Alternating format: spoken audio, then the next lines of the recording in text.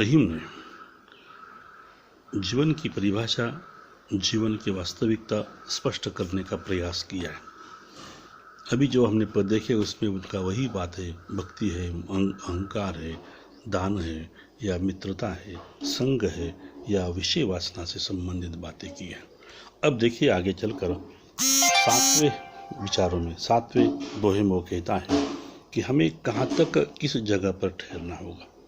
वो कहता है कि मनुष्य के जीवन में धन नहीं बल्कि सबसे बहुत बड़ा मान सम्मान माना जाता है। जहाँ मान मिलता है, हमारी कोई निंदा नहीं होती है, जो कोई हमें कमज़ोर नहीं कम नहीं मानता है, उसी स्थान पर रहना अनिवार्य है।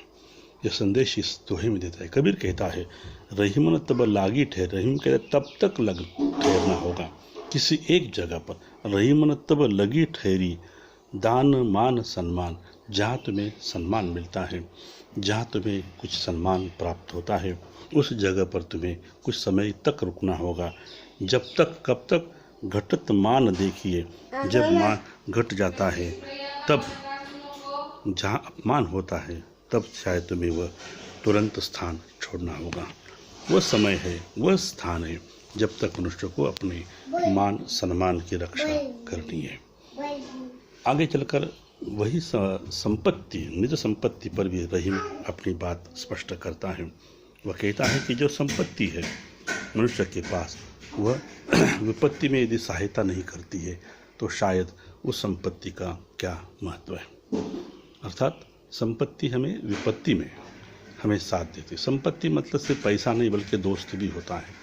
दोस्त भी एक संपत्ति की तरह बनता भी है। रहीम कहता है रहीमन निज संपत्ति बीना, को न विपत्ति सहाय, बिन पानी जो जलज है, नाही रवि कई बचाए। रवि यानी रवि यानी सूर्य, जलज कमल, जो जल में पैदा होता है उसे कमल कहा जाता है। इसलिए कमल और सूर्य का उदाहरण देकर वह कहता है रहीमन निज संपत्ति बिना को न विपत्ति सहाय। रहीम कहता है कि हे मनुष्य, तुम्हारे संकट में विपत्ति में यदि संपत्ति सहायता नहीं करती है तो शायद वह संपत्ति का कोई महत्व नहीं है। इसलिए कहते जैसे कमल का फूल कहते, जिस प्रकार बिना पानी के बिना कमल का फूल सूर्य भी नहीं बचा सकता है, क्योंकि कमल हमने कहा था कि जल में पैदा होता है, जल में रहता है, इसलिए जलज ये उसे समानार्थी शब्द है। तो पानी नहीं है तो शायद सूर्य भी उसकी रक्षा नहीं करता है कमल के फूल की, और इसलिए संपत्ति पानी यह संपत्ति है, उस विपत्ति में वो पानी कमल की सहायता करता है, और इसलिए मनुष्य भी अपने संपत्ति को, अपने मान सम्मान को सुरक्षित रखना होगा। ये उनकी धारणा है। आगे चलकर कहता है कि संसार में हम छोटा बड़ा ये विचार समाज में रहा है। हम किसे बड़ा कहते हैं और किसे छोटा कहते हैं। छोटा बड़ा मानने की एक रीत है। रहीम कहता है हर एक वस्तु का अपना अपना स्थान है, अपना अपना महत्व है, हर वस्तु उपयोगी होती है, इसलिए किसी को छोटा किसी को बड़ा नहीं कहना होगा।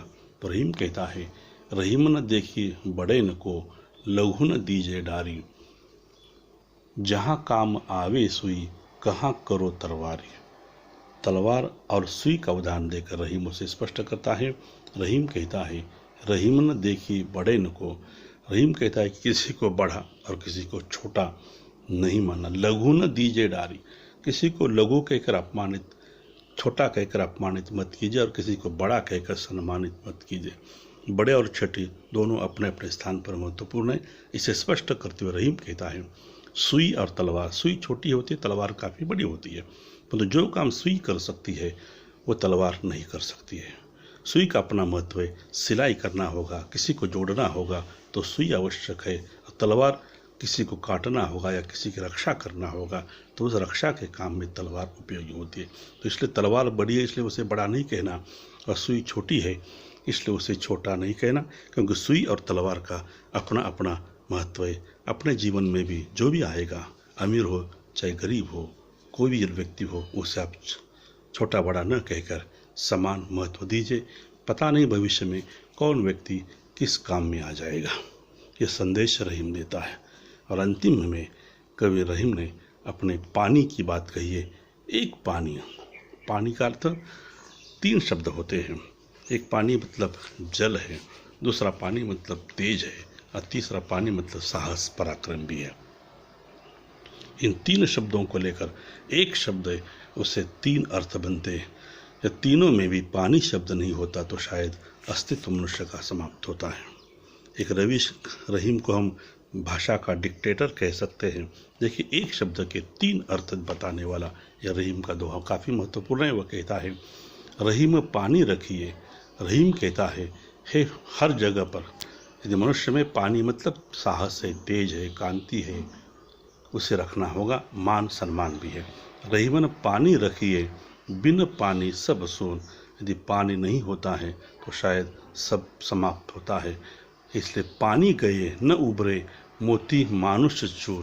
वह कहता है, यदि पानी कम हो जाता है तो शायद चूना भी माटी मिट्टी बन जाता है। इसलिए मोती बनना होगा, मनुष्य को मनुष्य बनना होगा, और इसलिए पानी आवश्यक है। मोती के संदर्भ में हम कहते हैं, मोती में पानी मतलब चमक, तेज, ओज। इस रूप में मोती तेजस्वीदार कहते हैं। मनुष्य में पानी मतलब कार्य करना या प्रतिष्ठा की बात होती है। और चूने में जो पानी होता है वह जल के अर्थ में। तो जल, प्रतिष्ठा और चमक, ये तीनों का अर्थ पानी है। और उन तीनों में पानी यदि नहीं होता तो शायद उनका महत्व समाप्त होता है। तो जीवन में पानी का महत्व है, मनुष्य में पानी का महत्व है। ये बात रहीम स्पष्ट करता है। एक शब्द के अनेक अर्थ स्पष्ट करने वाला रहीम एक निश्चित रूप में महान भाषा का अध्येता, चिंतक रहा है।